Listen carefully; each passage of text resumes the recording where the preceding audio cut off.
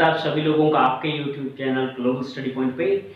हम लोग पढ़ रहे थे बेसिक अकाउंटिंग टर्म्स के बारे में और इसी टॉपिक के ऊपर हमारी ऑलरेडी जो 2 वीडियोस हैं वो बन चुकी हैं और जिनके अंदर हमने पढ़ा था एसेट्स के बारे में, लायबिलिटीज़ के बारे में, कैपिटल क्या होता है, एक्सपेंसेस क्या होते हैं एंड इनकम क्या होती है या फिर प्रॉफिट किसे कहा जाता है। और आज की इस वीडियो के अंदर हम जानेंगे एक्सपेंडिचर। जी हाँ, एक्सपेंडिचर के बारे में। लास्ट वीडियो में हमने जो पढ़ा था वो था एक्सपेंसेस और ये है एक्सपेंडिचर। इसमें बच्चे कंफ्यूज हो जाते हैं तो इसको हम अच्छे से जानेंगे, इसका मीनिंग है वो क्लियर करेंगे। रेवेन्यू किसे कहा जाता है, ट्रेड रिसीवेबल्स कौन से होते हैं एंड ट्रेड पेबल्स कौन से होते हैं, तो इनको एक एक करके हम लोग जानेंगे। और चलिए शुरू करते हैं आज की ये वीडियो।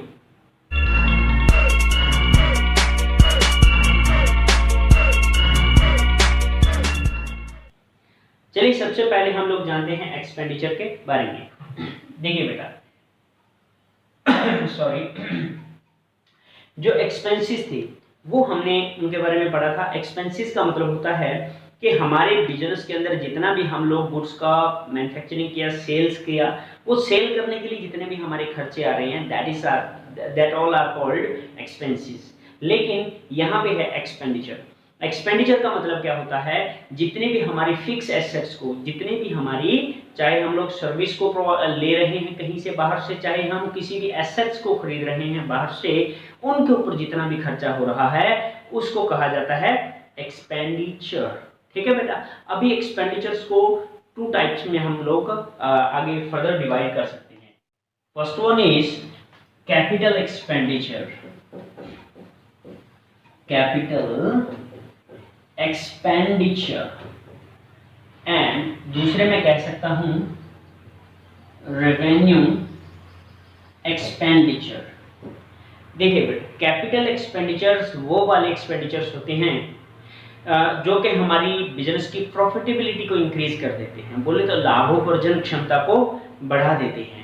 क्या मतलब होता है, इनका मतलब होता है कि कैपिटल एक्सपेंडिचर की वजह से हम जैसे कि फिक्स एसेट्स खरीद रहे हैं, लैंड, बिल्डिंग, मशीनरी एक्सेट्रा, वो सब खरीद रहे हैं।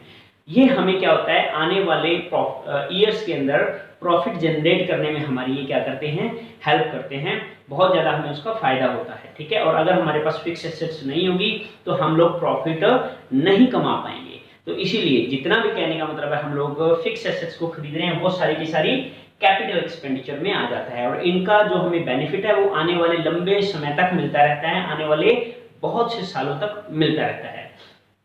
रेवेन्यू एक्सपेंडिचर्स वो एक्सपेंडिचर्स होते हैं जो कि इन चीज़ों को मेंटेन करने में हमारा जितना भी एक्सपेंडिचर होता है खर्चा आता है। ठीक है, और इसको भी हिंदी के अंदर क्या कहा जाता है, खर्च, और एक्सपेंसेस को क्या कहा था हमने, व्यय। ठीक है, याद रखना आप लोगों ने।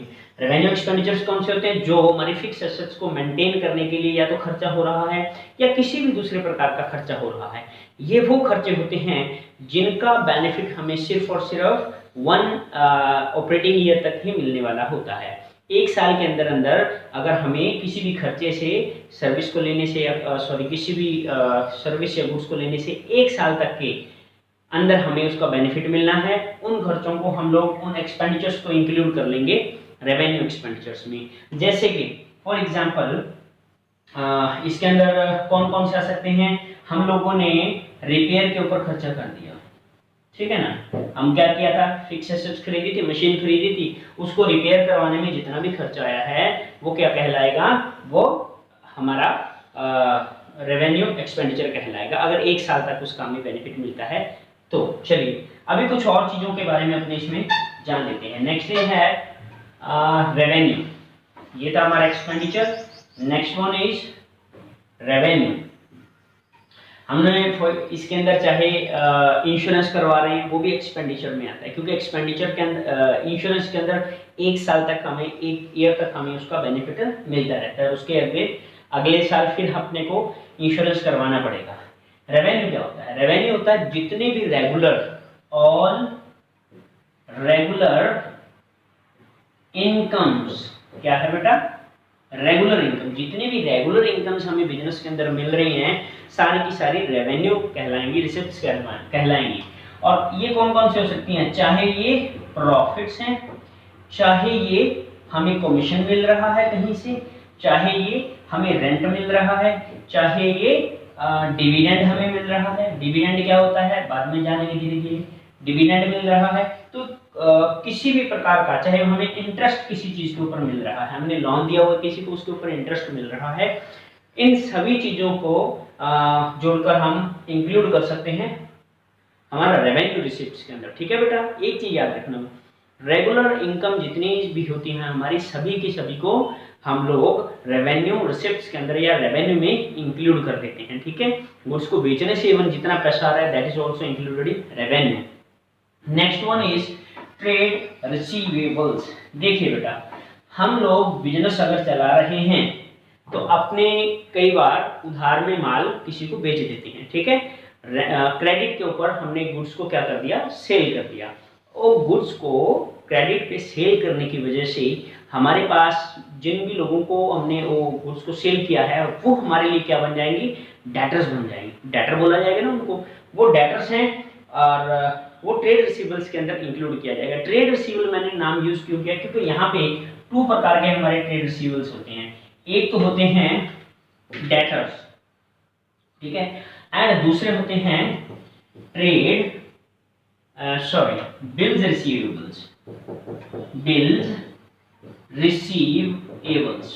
ठीक है, अब इनमें फर्क देखिए। फॉर एग्जांपल कोई मेरे पास आया गुड्स को खरीदने के लिए और बोला सर मैं आपको 1 हफ्ते के अंदर माल दे दूंगा, पैसे दे दूंगा। तो मैंने बोला चलो ठीक है, आप पहले भी हमारे से सामान ले जाते हो तो आप पैसे दे देना। ये हमारे लिए क्या बन जाएंगे, डेटर्स बन जाएंगे। ठीक है, जिन भी व्यक्तियों को हम लोगों ने उधार में माल बेच दिया this all are called debtors. अभी क्या है, बिल्स रिसीवेबल्स। बिल्स रिसीवेबल्स क्या है, ये एक बेटा थोड़ा सा लीगल यहाँ प्रोसेस रहता है। फॉर एग्जांपल ए है एंड बी है। अब ए है, बी के पास गया कि भाई बी भाई साहब मेरे को कुछ माल चाहिए उधार में। तो बी बोला लाओ पैसे, नहीं है तो उधार में चलो कितने दिन के चलिए, 10 दिन 15 दिन 20 दिन 1 महीना, जितना भी टाइम उनका है उसके अकॉर्डिंग ये क्या करेगा, एक कोर्ट के अंदर इन्होंने एक डॉक्यूमेंट्स को लिखा एंड उन डॉक्यूमेंट्स के ऊपर सब कुछ लिख देगा। मैंने आज इस तारीख को ए को माल बेचा, इतना माल बेचा और ए मेरे को इतने दिन बाद पैसे दे देगा। ये माल और वो जो चीज है इसको भेज देगा, डॉक्यूमेंट्स को भेज देगा, ये उसको रिसीव करेगा। इसको क्या कहलाएंगे, इसको लिखेंगे ड्रॉ। ये क्या है, उसको ड्रॉ कर रहा है बेटा, ड्रॉ बोले तो उसको लिख रहा है।